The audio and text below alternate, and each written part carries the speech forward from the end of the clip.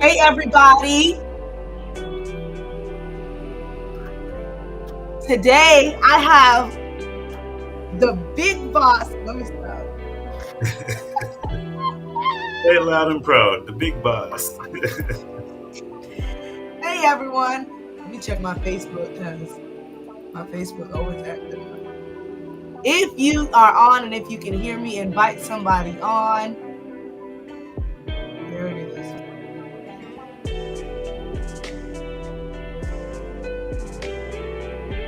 We're going to talk about some flips.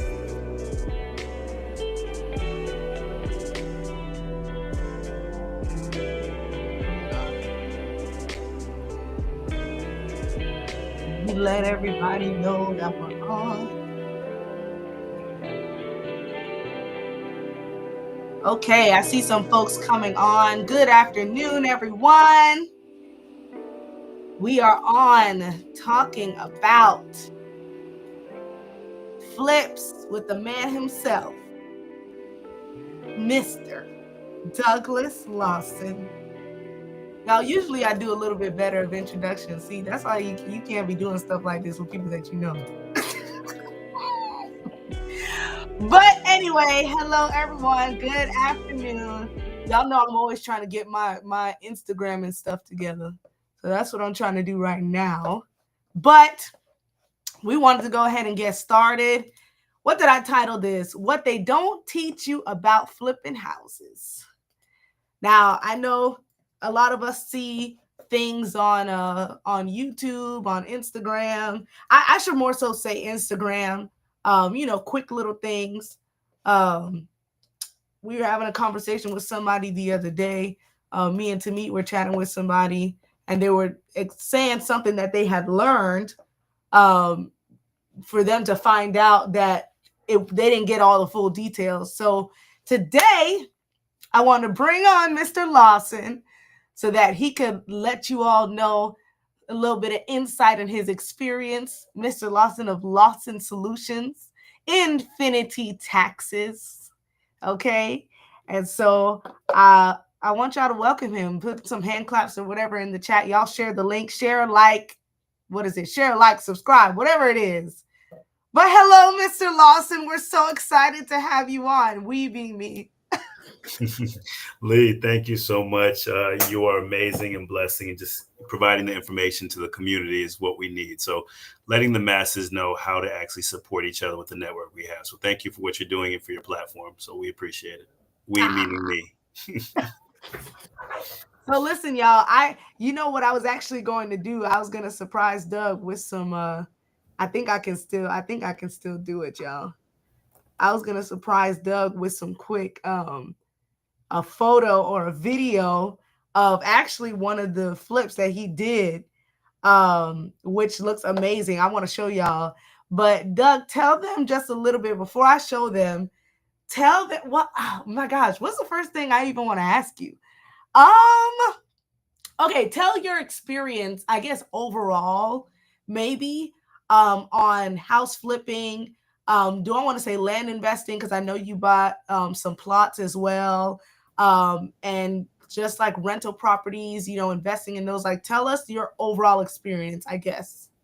It's been a journey. I would say that you have to really be careful and cautious, and you also have to be aggressive and just willing to just kind of step out there. So a little bit of both is what was needed in my journey, and to make lots of money and to lose lots of money in the real estate market has shown me the way of having proper networks, having proper partners and investors, having proper mentors, and then just not looking at what they post on Instagram or social media to assume that's the gospel. Right.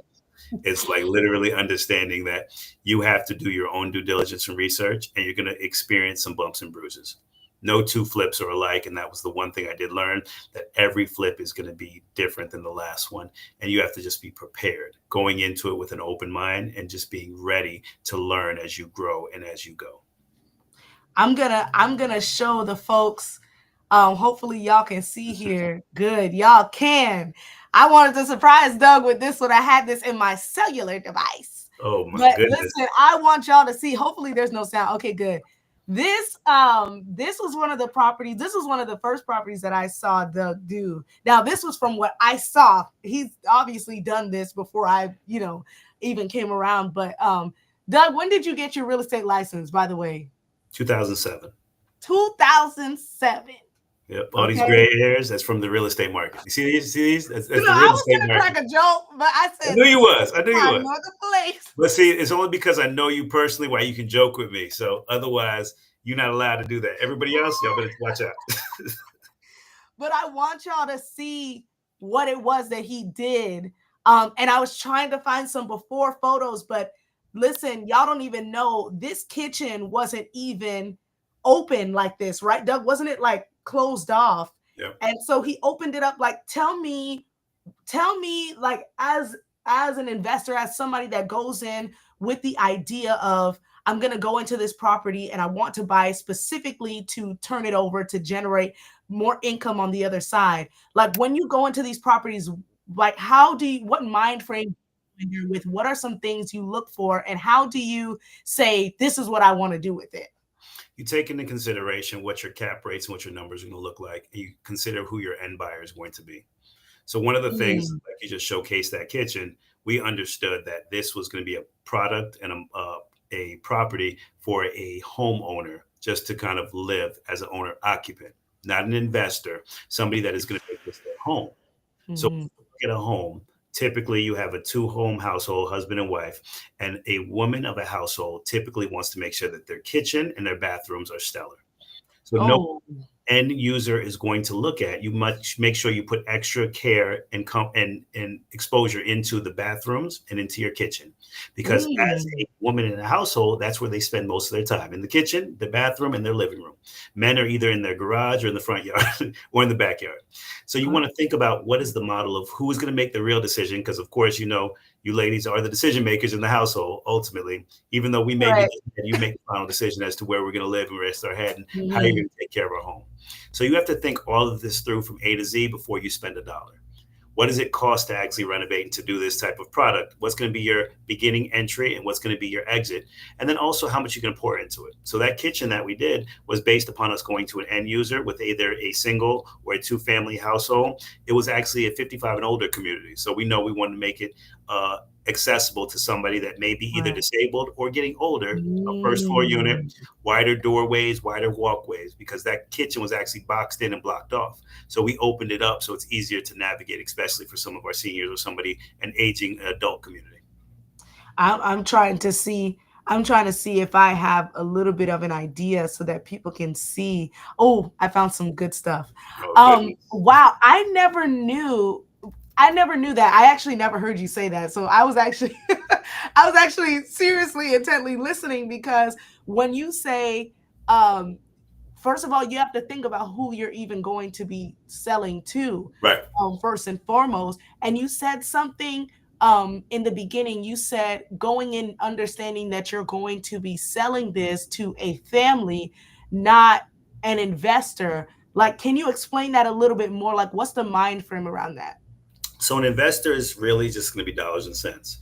They're going to be looking at their cap rates and what's the max they can rent it for and what's going to be their investment dollar. A family is going to be looking to make this their home.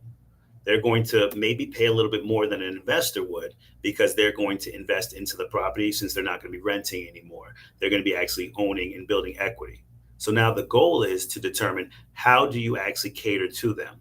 The level of care that you put into the house, the level of investment that you put into the house. You may do a little bit more upgrades. I may do, marble or granite in a house versus an investment property that I may not want to put as much into it because I'm trying to turn a higher dollar amount. Mm. And something maybe a little bit more durable besides the granite or the marble. Because if it's like a rental property, you know that renters, as you know, they tend to not take as much care of the property. And Right. sometimes the owners have to replace and flip. I'll never put carpet in a rental property. I'll always do hardwood, tiles, or laminate, The because I last know that longer. it's a little bit harder on the property. So those are Mhm. things that you want to take into consideration, the type of end user you're going to have. Because if it's just going to be a rental unit, you're not going to put as much amenities into, as much product into that property that you would with kind of a rental property. Doug, let me ask you this.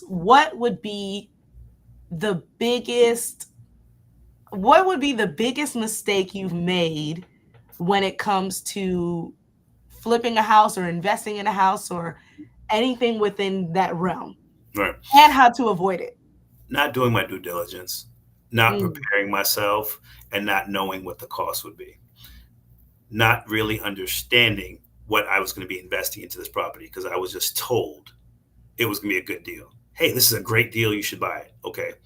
Didn't properly check the comps, didn't do a proper inspection, just jumped on because somebody told me to buy it and it was a good deal. right.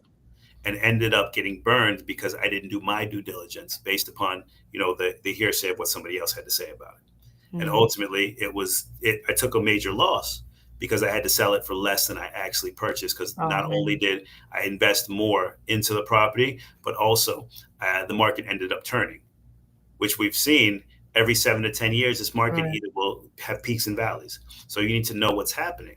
So we'll talk a little bit more about what's happening in the economy, what's Mm, happening within government and races, and what's happening within communities, because different development in communities affect the values of your properties. Different yeah. schools, different level schools, they affect the value of your property. So we'll talk about that a little bit more as we go. But I would Mm, honestly say my biggest mistake was not doing my due diligence and not being prepared before spending money. mm, yeah. And That ultimately, it ended up burning me. So it was fool me once, shame on shame on okay. you. But I'm not going to get fooled again. So Yeah. ultimately, my goal was to make sure I am prepared going in. Yeah.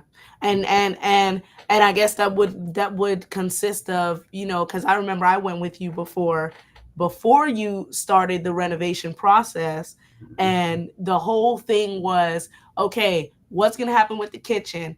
Right. Y'all need to come in and look at this because I'm going to need to know how much this is. Like well, how much is the house selling for? Is Right. there anything outstanding on the home? What else needs to be taken care of? There's going to be a family coming in here. So, this needs to be fixed before they come in, because for y'all that are on, there's going to be an inspection that happens prior to the house being sold. And so, there are things that you want to do to make sure that are good on the home, and things that you want to check before even potentially buying the home, so that when I'm ready to flip this, nothing's going to hold me up and, stop me from what it is that I'm doing. I got another question for you. It's like rapid fire right now. Okay. I'm ready. I'm ready. I came ready. Okay. The one thing that I found very interesting that you did was when I found out that you bought some plots of land. Yep. Can you tell me your thoughts behind that? So we're not growing any more land. This is not like, growing vegetables, fruit. Mm-hmm. This is not produce, or not developing, or printing shirts. There is a block of land that is in this country, and it's not going to increase. So ultimately, we need to get a piece of the pie. Real estate, I've always determined, is the best form of investment because it's always appreciating, and it always is going to have equity growth depending on how you invest into it. Land is definitely something. With us having a crisis and shortage of doors here in Palm Beach County, you've noticed that there's a lot of programming for helping with homeowners and home Right. ownership, and also renters, because they want to make sure that we're providing the doors necessary, because we had an influx of people move to the state over the last 3 to 5 years. Post pandemic, COVID has affected so many people, especially Northerners and out of state, moving into Florida. But for years, it's always had a steady increase because of the zero sales tax, because of the sunny South Florida, Mhm. 364 out the year. It's sunny in this community. So you got to consider that there's always going to be potential for real estate investing.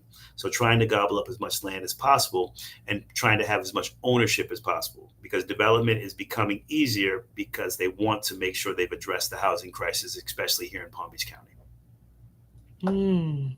So Okay. you have to take into consideration, if you have easier or lower rates and Mhm. less money, that you're less interest on the dollars that you're spending, whether it's grant funding, whether it's first time home buyer programs, whether it's going to be a Live Local Act, which is something that the state of Florida has enacted for investors and developers. Those are ways of actually to take money with lower interest than you would just going to a bank, and also grant funding to help build some of these properties, and gives you more value for bang for your buck on the value of your dollar.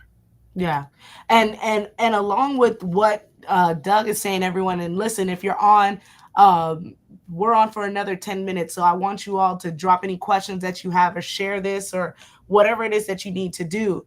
Um, along with what Doug is saying, the reason why I love the fact that he like bought those plots of land is because, just like he was saying, there's not any more land. We can't, like, we're not growing land. We're not creating, well, I was gonna say we're not creating land, but some people tearing down buildings. But anyway, They tearing down building, but that's a whole it's still the same land.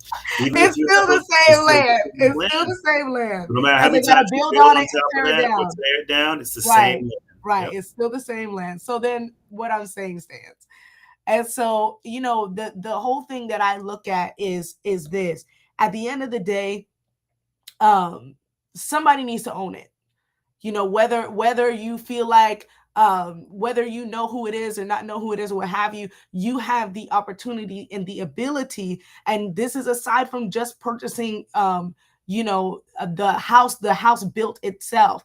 Purchase the land, because at the end of the day, if somebody wants to build on that, either they gonna have to buy it from you or pay you to build on that plot of land. And so you have to understand, like, you have to understand the power in owning plots of land, owning property, owning these different things. Because, like, for instance, I was talking to somebody the other day, Doug, and they were telling me that their parent wanted to sell their home. Mm-hmm. And I was trying my hardest not to put my little 2 cents in, but I said, does she have to sell it? Yeah. Like, does she want to rent it out? And they were like, well, we thought about it, but it because they don't have those things like readily available. Like, it's not like, oh, I want to rent out my house, so I'm gonna go and find an agent and I'm gonna do this and blah blah blah. Like, people are not thinking like that, only because they're not in that world. For us, it's easy for us to say, oh, well, we'll just rent it. And but I'm noticing that there are people out there, they're just selling their homes because they're just like, whatever. But what I want to instill, and I know, Doug, you're the same way. Like, we all have to understand that these are things that can be passed down. And so instead of selling it, heck, let it be, and the house was paid off. Let it be an income So, generating asset. so you're gonna make me go on my soapbox because that is Go on the soapbox, gen- Doug. generational wealth is something that we as a community and a culture and a people haven't learned. Remember, Yeah, we're one or two generations out of slavery. right. We had to fight for every bit of piece that we Mhm. have. I'm first generation here from this country. My family had to migrate from Jamaica to the United States to have a better way for me and my brother to sustain and to live. I've been alienated in certain communities just for saying, "Oh, I'm not from here," because my great grandparents didn't grow up here, and unfortunately, they had to try to just get away to make sure that we could sustain and live and have a better life. So I'm appreciative of the support that I've got from my people, my community, my culture. But we haven't been taught that. Government agencies were created to help other races and classes of people to help uplift and to build wealth and growth.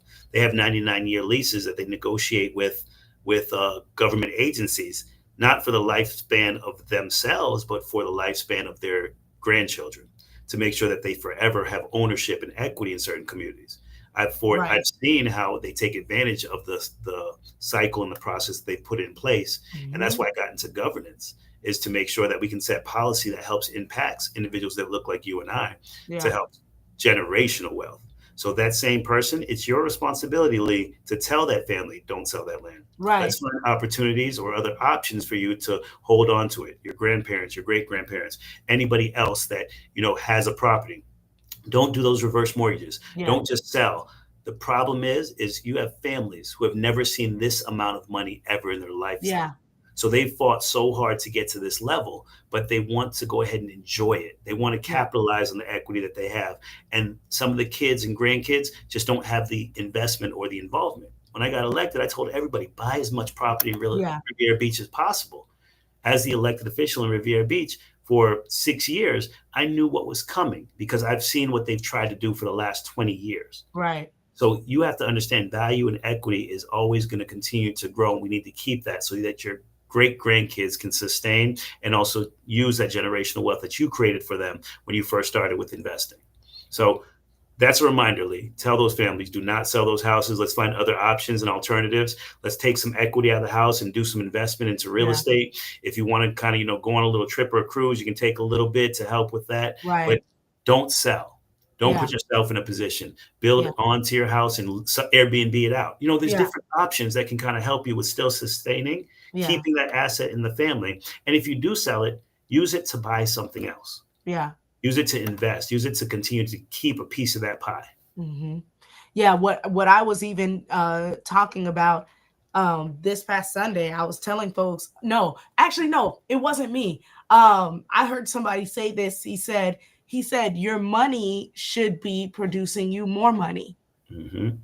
That this is what your money should be doing. When you are thinking about putting your money into something, it should be giving you some form of return, some form of monetary return, that can help you to build upon the money that you have.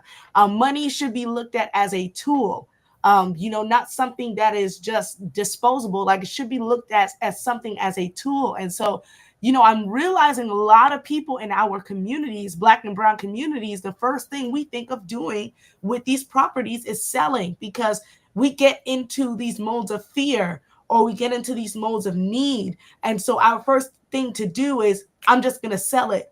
But it's like, we don't see the value of this property. If somebody has a home, this is what I did with this family. I literally pulled up comps in the same development, and I showed them what the other homes comparable to what they have were going for. It was rent from 1900 all the way up to 2500, the same exact house. If you have a house or an apartment or condo townhome that's $2,000 a month, that's what, 24,000 a year. What is that over the next 5 years? Hold on.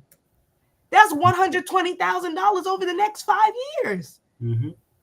There are some people who are retired that may do a little job here and there. $24,000 a year, they can do stuff with that if they live in another home or property or whatever that's paid off. There's so many different ways. Even if they get 2,400, they're paying $1,000 in rent. If they're 55 plus, there are different ways to do these things, and it can just be passed down to who's coming afterward. Don't even think about yourself. Think Yeah. about who's coming after you. I Right. think that's the biggest thing as well. And those flips, and that, just to kind of pivot back to the flips, a lot of the real estate flips that I do is just to build equity and assets to invest into more real estate. If I see the potential of a property, I may flip it or sell it, but then I use the capital and the value of what I earned from that flip to possibly buy land, to buy an investment property, to buy something that's going to give me passive income.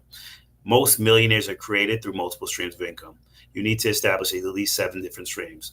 I'm very passionate about real estate. You have other investments or other vehicles that are out there when it comes to the stock market, when it comes to small business establishment, when it comes to cryptocurrency, when it comes to any type of business.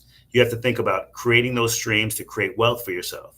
But if we're talking about real estate and real estate flips, you can do these flips, but what's the purpose of actually doing it? You want to do it to build equity and to gain some value and to actually get your cash up. But what are you going Yeah. to do with that cash once you receive it? That's Right. my question, and that's my goal. For example, the flip that you actually showed earlier, I was able to sell that and invest it into another property and start building on that lot. Where you found this video? Look at you. I gotta show the people your work now. But They we gotta sold see it. what I'm talking about. So this one was another one that we did in that same community. We sold this one down in Lake Worth. Um, just to give you guys some numbers, we bought this one for 165,000. We put about 40,000 into it and ended up selling it for 278. So it was able to earn me about 32% profit on the investment after all expenses, real estate commissions, title work, making sure that the staff was paid. The biggest thing that I have to tell people about these flips is understanding that the flip market, you have to be prepared and cautious, having a strong team, having the proper contractors that come in that know what they're doing, because that's what can burn you on a lot of these Ugh. projects. Mm. You have to make sure that you're not going to have somebody that's just going to disappear on you, because you know that these contractors, they start a project. Sometimes they'll either walk off the job, they'll disappear for 2-3 days, Yep. because everybody's trying to make a buck. So you Yep. got to have a solid, strong team around you to make sure that those investment flips are done properly as part of that due diligence. Don't just get any Tom, Dick, or Harry off the street to say, I'm going to purchase, have you flip this house for me, and you've never done work with them. You've never seen their work. You got to get somebody that's quality work and that's going to give you a great end product. Yeah, this one came out really beautiful. This was the final. I couldn't search dig in my phone, y'all, but I wanted to at least show you the end product of that kitchen that you just saw. Yep. So that kitchen that you just saw all broken down, Yeah. this was And the we opened final. it up because open floor plans is something that's big and that sells properly. So this actually had a closed off wall that we tore down on that last one that you showed with this. So this is another model, a different one that we did, and we use a lot of the same material. Mm, And my contracting team, they're solid. So you want to make sure you have the right contractors with you to help build these properties, because you need to do it and do it within a timely fashion and within budget. Because you can't start a project and then all of a sudden, oh, it's going to cost you 10, 20, 15% more because somebody forgot to do proper measurements or somebody right. forgot to include the price of X, Y, and Z. You need to do your due diligence and be prepared. And then leave some buffer or some room, space in case something does happen, because something always happens. Doug, I want you to oh man, dang, we might have to do a round two of this. I want you to leave the folks with some nuggets. Usually I get questions on here. I don't know where everyone's at, but I want you to leave the folks with a couple nuggets. That somebody asked me the other day. He said, "So what did he say to me? He said something like, how do I know how much money I'm going to get?" And I said, well, that depends on so many factors. How Yep. much is the property? What needs to be done to the property? Yep. How much did you put into it? Like, there's so many different things. So maybe give them like a couple notes on either how to get started or some nuggets or what have you. So everybody says, oh, I'm going to go get my real estate license to do a flip. You don't need a real estate license. You need good quality agents and realtors, because you getting your license doesn't help you with the flip. What it does is it helps you with kind of saving a little bit of money on the real estate commission. But how the market has changed when it comes to payouts and compensation for agents in regards to real estate commissions, a lot of sellers aren't obligated to actually pay that buyer's agent anymore just because of our new state law. So unfortunately for realtors, it's not as beneficial to get your license to do real estate flips. But with the real estate agent and a seasoned agent, they know the market. They understand what the market is doing, what's happening within the area of schools, education, government agencies, and also what's the buying trends. So you want to be prepared to understand everything and every nuance within this property before you even consider picking up your wallet to spend that money. So what's going on? What development is happening? How long have the properties been on the market? What are they selling for? If I buy this at a steal or a deal, how can I actually improve it to sell it to someone else? Because if you buy it for 10, 20, 50% less than market value, why are you getting it at that? There's a reason.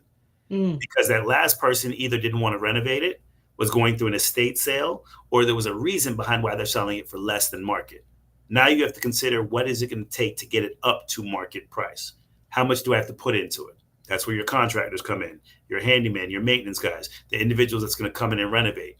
Because not just a coat of paint and some flooring is not going to sell the unit. Because if it could have sold the unit, the last person that owned it would have sold it for the higher dollar amount. So flips typically require a good eye, good vision, and a good team around you. Because if you're not a contractor, or if you don't actually do real estate construction work, you may not know how much it takes. You may have renovated your house or your bathroom at your house, but you don't really know what it takes to do everything in the home. Flooring price per square foot. What does it cost to actually paint? I used to be able to paint a room for 50, 60 bucks. Now the room is costing $225 per room.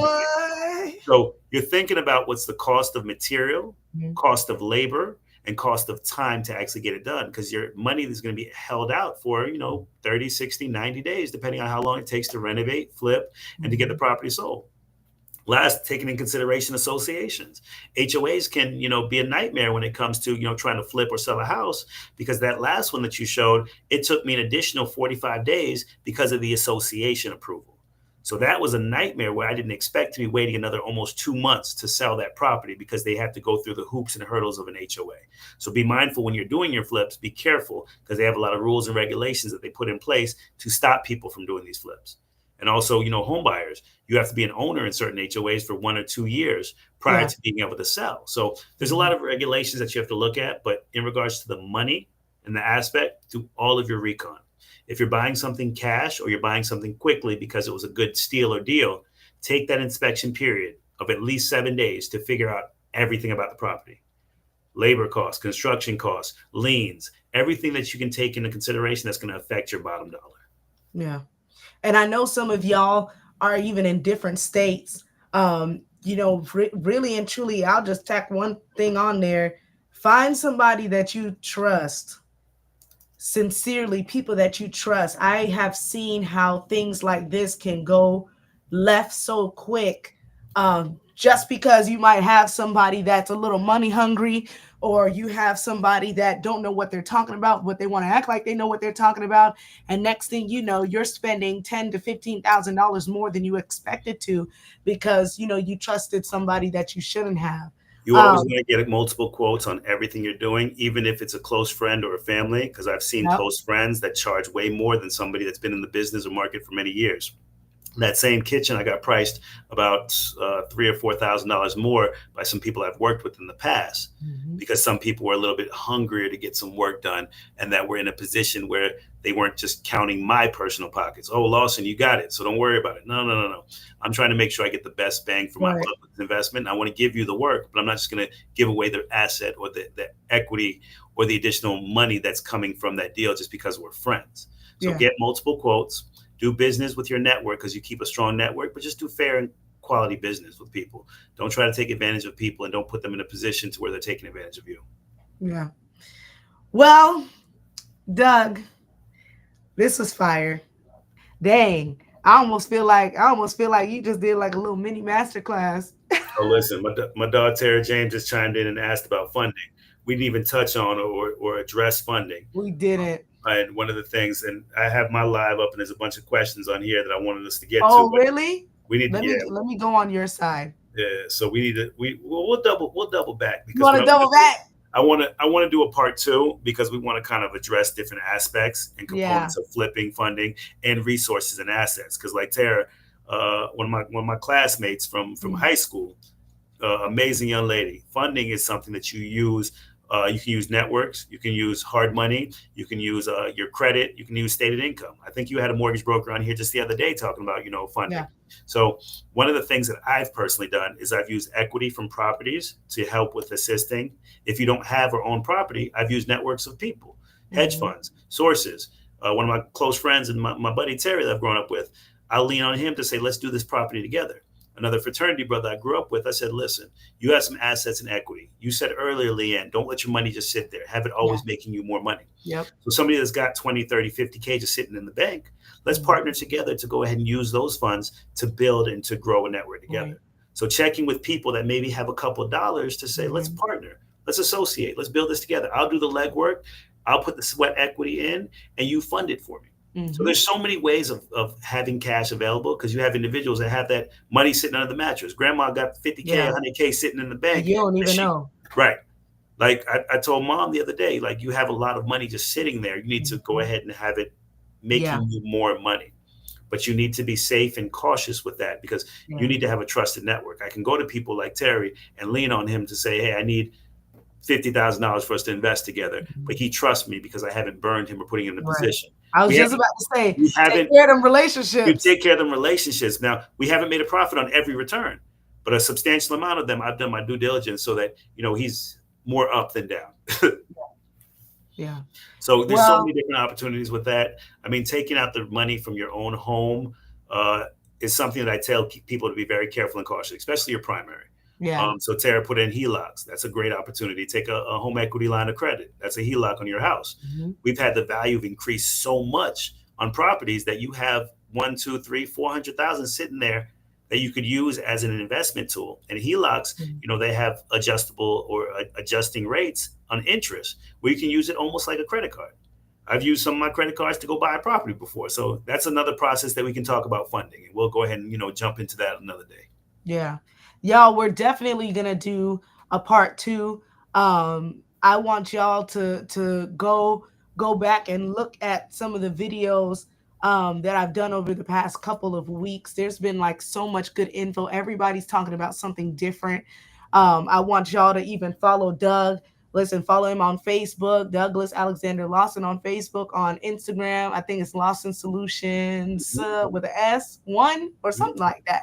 Something Solutions like with that. Yep. Lawson Solutions. I want y'all to go and follow him and see what he's doing.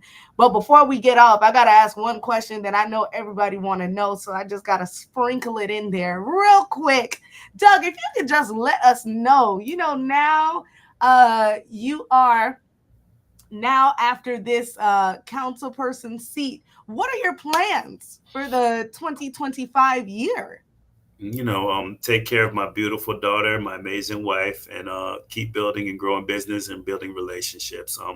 My goal is to continue to help my community as I've always done. I have a newborn, so I've been enjoying her as much as possible, and I'm going to be rushing back over to her now. We're having a chili cook-off at the city of Riviera Beach, which is pretty dope. So if anybody's watching, run over to Fire Station 87 over at the City Hall site. They're having a chili cook-off until 3 o'clock. So. That's my biggest thing right now. And with governments, I was honored to serve for 6 years as commissioner for District 5. Unfortunately, I wasn't able to continue due to some issues with the filing and technicality within government. But I'm honored to just keep serving. So I'm just excited to see what God has in store for me. So y'all keep a lookout. Y'all check out what Doug is doing. And I want y'all to follow him. Follow me on Instagram, Luxwell Co. Facebook, Leanne Collymore Realtor. YouTube is where all of my replays are located. So if you want any other information, if you're interested in the SHIP funds, Palm Beach County allocated $3 million to go to first-time home buyers, up to $100,000 per family. If you are interested in that, go to my YouTube channel and find that, or just go on my Facebook page. See you all later. What? Big shout out real quick before I do go. I just want to make sure that I did do real estate for the last almost 18 years now. And I've actually, for the first time in many years, partnered with a firm, Superstar Appraisal and Realty. Yes. Big shout out to my fraternity brother and my partner, Larry Jones. So if anybody has any needs, we are here. Leanne, your brokerage, what's the firm you're with? Canvas Real Estate is awesome. But you guys see Superstar Realty, Canvas Realty, we work together.